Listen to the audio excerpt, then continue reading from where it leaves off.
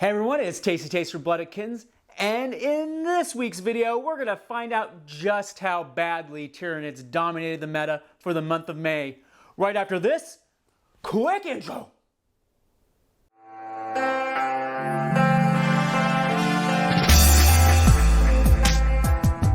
Hello everyone, in this video we take a quick look at the top 10 Warhammer 40k armies for the month of May 2022.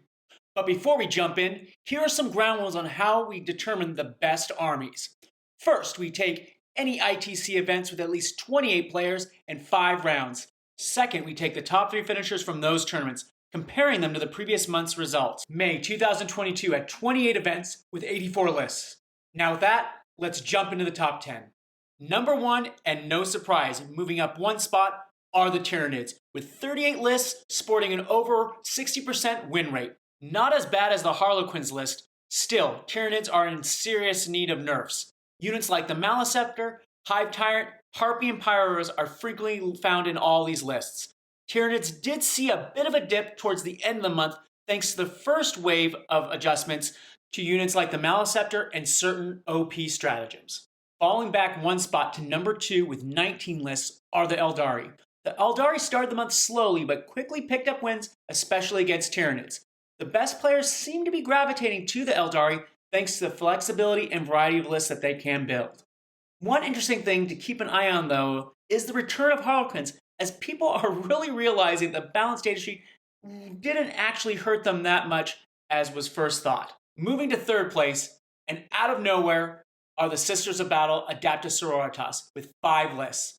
The Battle Sisters are the clear winners in the Armor of Contempt sweepstakes.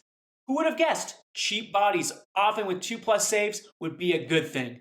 And thanks to orders like the Bloody Rose, Sisters can counter almost any other AOC army as well, thanks to the additional AP they get on their weapons. Holding on to 4th place, also with 5 lists, are the Adeptus Custodes. For an army that most people have written off as being mid-tier, it seems that many players are still finding success with them. Custodes lists now have moved away from jet bikes, relying more on bodies and many more dreadnoughts. Surprisingly, and down 2 places, in 5th, is the Tau Empire with 4 lists. After performing very well in April, the Tau have fallen off a bit, and really for no good reason. The Tau were lightly hit by the balanced data sheet, and should be doing very well. But unfortunately, that's just not the case. Many Tau players might just need time to figure out how to win without indirect weapons. But with a solution as simple as just taking more crisis suits, you have to wonder, why is it taking Tau players so long? 6th place saw another army making it into the top 10, and that is of course Chaos Knights with 3 lists. Clearly the better of the Knight armies, Chaos Knights make use of a few more tricks than their Imperial cousins, and the lists winning for them run the gambit of completely all War Dogs lists to your typical mix of big and small knights. Expect this army to continue to stay in the top 10, as they could easily become the ultimate gatekeeper army for the current and future meta. 7th place sees Drukhari falling back a few spots with 3 lists.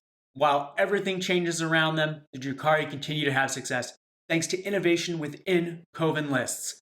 The Dark Elder players are just not giving up, even with the new shiny craft worlds holding sway above them. The 8th through 10th spots see a buffet of Space Marine type armies, starting with number 8, the Grey Knights, moving back 3 spots with only 2 lists. Grey Knights, as expected, are seeing some list changes, with Paladins making their way into the army thanks to Armor of Contempt, and along with Chaplains, give these Paladins just that little bit of extra punch. This doesn't mean the Grey Knights are moving completely away from Dread Knights or Inceptors though.